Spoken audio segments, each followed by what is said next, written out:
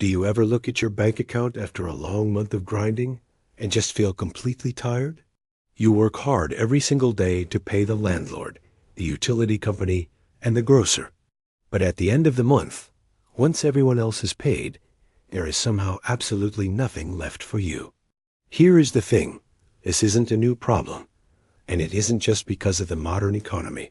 4,000 years ago, in the richest city on earth, Babylon, people felt exactly the same way. They were surrounded by gold and immense wealth, yet most of them were living paycheck to paycheck. One guy, a chariot builder named Bansir, finally had enough and went to his childhood friend Arcad. He asked the question we all want to ask: why are you so wealthy, while I'm barely surviving? But you have to understand, Arcad wasn't born into royalty, and he didn't inherit a fortune.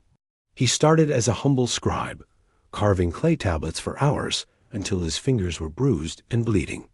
He was just as poor as anyone else until he struck a bold deal with a rich money lender named Algamish.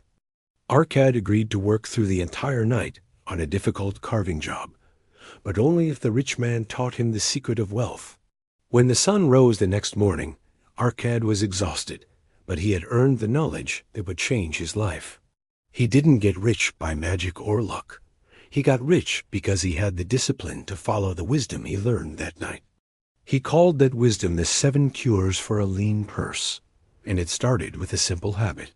Rule number 1 is the hardest pill to swallow. You must pay yourself first. For every 10 coins you earn, you have to keep 1 for yourself before you pay anyone else. It is tempting to spend everything you make, but you cannot build freedom if you eat all the fruits of your labor immediately. Arcad said that 10% is the seed for your future empire. Rule number 2 is to control your expenses, because we have a bad habit of confusing our needs with our wants. That fancy coffee or new gadget might feel essential right now, but it is actually stealing from your future self. You have to tell your money where to go, or you will spend your whole life wondering where it went.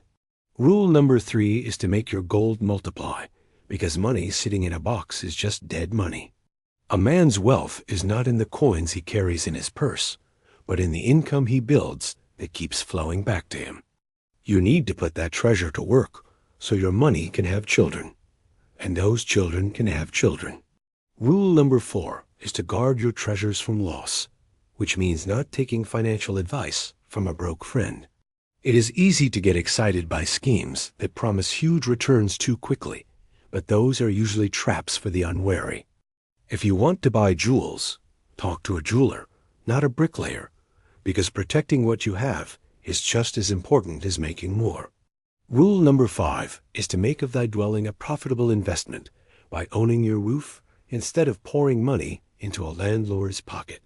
When you own your home, your payments eventually stop, but the value of the asset remains yours forever.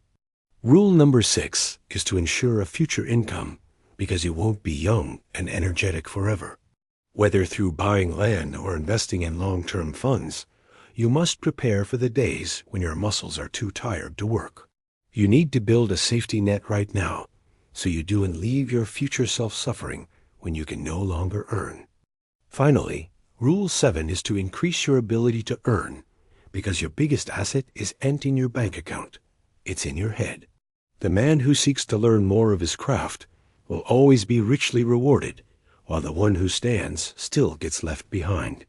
The more you learn, the more you earn, because skills are the only investment that can never be stolen from you. The laws of wealth didn't change when Babylon fell, and they still work exactly the same way today. You have the map, so the only question left is whether you are going to take the first step.